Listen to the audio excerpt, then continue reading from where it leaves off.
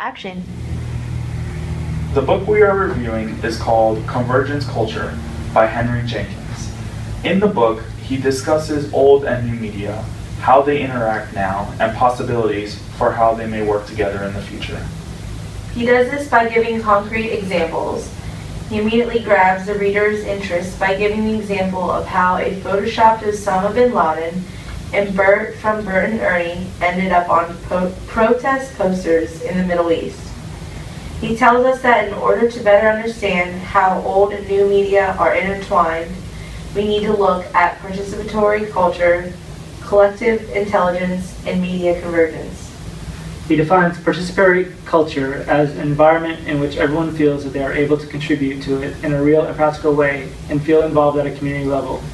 Collective intelligence is the knowledge that a group possesses as a whole and can harness to address problems. The bigger the group, the more likely someone will know the answer. And finally, media convergence is how old media, such as broadcast TV, newspaper, radio, and new media, which are the new digital technologies that allow for instant expression, such as internet blogs. A point that I found to be important was when Jenkins spoke about this collaboration between the older media, which was stuff like print, and the newer media. An element of this book that he highlights is participatory culture. Participatory culture is this idea of people coming together like a community to help the people with less experience to get where they need to. An example that he uses is an online forum. The purpose of online forums are to have a discussion with other people and respond to one another's topics or posts.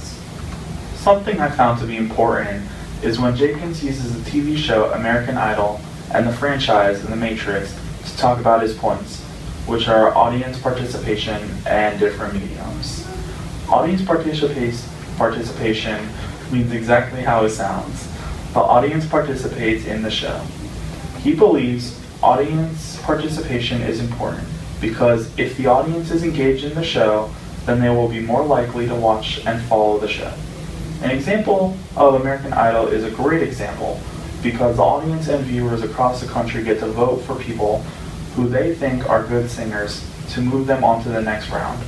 This would make the audience and viewers more likely to watch the show next time it is on, so they can see the results. Another example I think fits in here is the TV show America's Got Talent, because it uses the same audience participation to engage viewers to watch the show.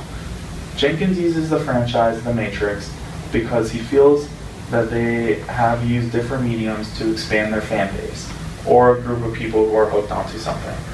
I agree with this point that in order to attract the most amount of people to a show, movie, video games, etc., they need to make different mediums of that thing.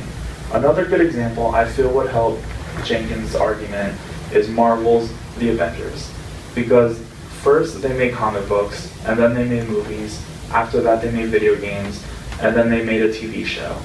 Jenkins notes that allowing people to get into something will more likely attract more people, if not keep the same followers.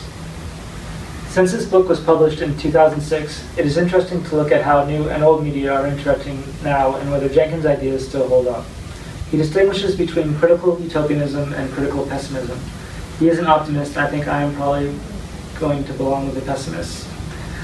The ultimate question is who is going to have control, and it seems to me the old media, backed by corporations, have effectively used the new media to their advantage and not the other way around. I enjoyed reading the book. It brings up many interesting facets of media that we never think of. While I may not agree with Jenkins' conclusion, I still think the book is a must-read for understanding the culture we live in.